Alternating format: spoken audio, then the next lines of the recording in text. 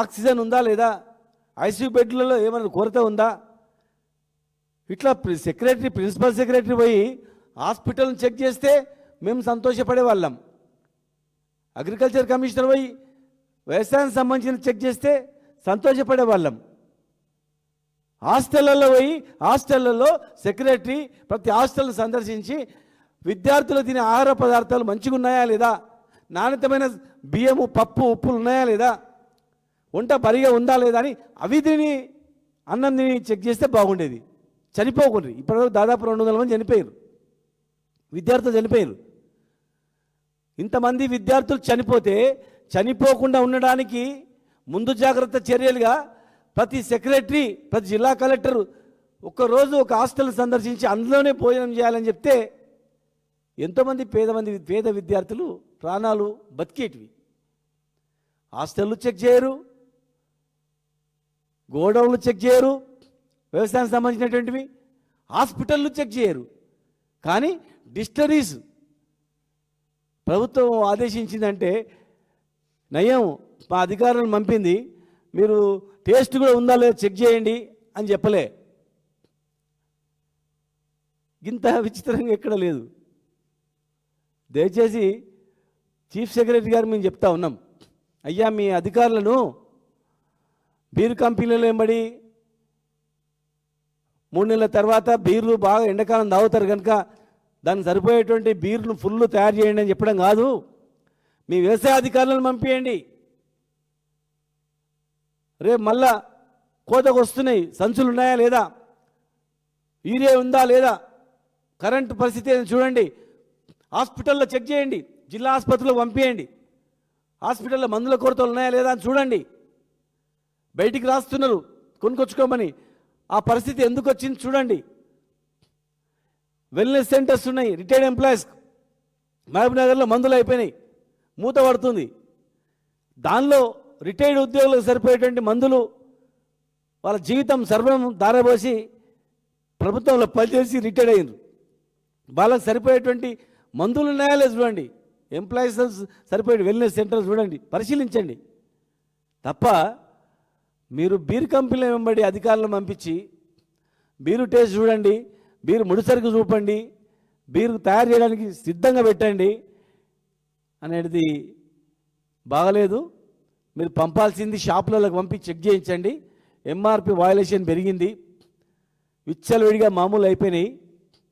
విచ్చలవిడిగా కళ్ళు దుకాణంలో కానీ, వైన్ షాపులలో కానీ, బార్ షాపులలో కానీ అధికారులు చెప్తున్నారు, మేము ఏం చేయాలి సార్, కింద ఇవాళ మేము కూడా పైన మాకు ఎంబడి పడతా ఉన్నారు, మరి ప్రజాప్రతినిధులు కొంతమంది ఉన్నారు, మాకు లెక్క పెట్టినరు, మామూలు లెక్క ఇంత ఇవ్వాలని అడుగుతున్నారు, మేమేం చేయాలని చెప్పి వాళ్ళు కూడా వాపోతూ ఉన్నారు. దాని మీద నిఘా పెట్టండి. డిపార్ట్మెంట్ పైన నిఘా సంస్థలు కూడా వీటి మీద దృష్టి పెట్టండి.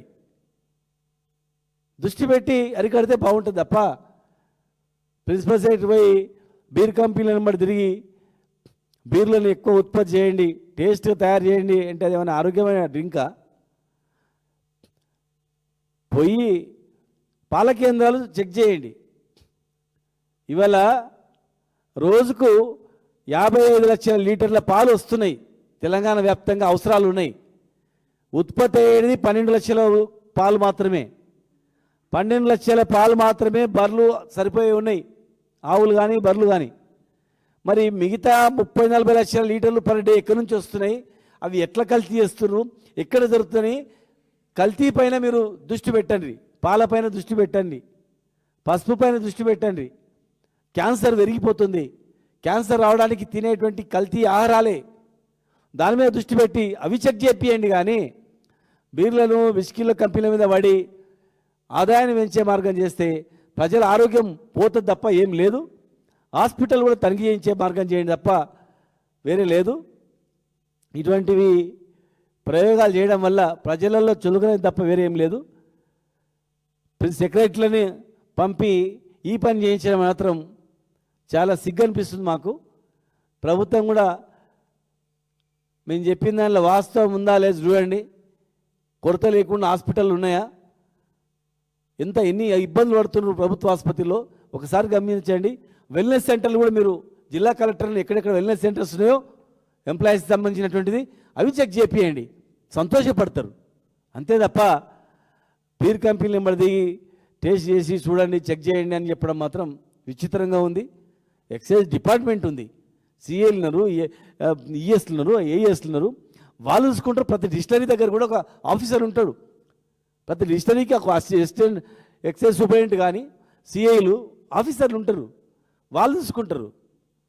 మీరు చేయాల్సింది ప్రజా ఆరోగ్యం మీద దృష్టి పెట్టి మందులు సరిగా నకిలీ మందులు వచ్చినని నిన్ననే టీవీలో కూడా వచ్చింది. ఈరోజు డ్రగ్స్, కల్తీ డ్రగ్స్ను ఇక్కడనే హైదరాబాద్లో పట్టుకున్నారని చెప్పి కూకట్పల్లి ప్రాంతంలో లేకపోతే హైదరాబాద్ ప్రాంతంలో. అట్లా డ్రగ్స్ చెక్ చేయండి, నకిలీ మందులు చెక్ చేయమంటే మీరు ఈ మందులు చెక్ చేస్తున్నారు. ఎక్కడ లేదు ఈ దేశంలో ఎక్కడ కూడా ఒక ప్రిన్సిపల్ సెక్రటరీ పోయి మీరు బాగా తయారు చేయండి మొత్తం స్టాక్ పెట్టండి అని చెప్పింది ఎక్కడ లేదు. అన్నీ చేస్తే సరే అనుకుంటారు, కానీ అన్నీ వదిలిపెట్టి రోగాలకు న్యాయం చేసే మందులు వదిలిపెట్టి రోగం రావడానికి కారకమైన మందులు తయారు చేయండి అని చెప్పడం అనేది మాత్రం చాలా విచిత్రంగా ఉంది. దయచేసి హాస్పిటళ్లను చెక్ చేయించాలి, హాస్పిటల్లో మందులు ఉన్నాయా లేదని, కొరత ఉందా లేదని చెక్ చేయాలి. భవిష్యత్తులో యూరియా కొరత లేకుండా అగ్రికల్చర్ డిపార్ట్మెంట్ అప్రమత్తం చేయండి.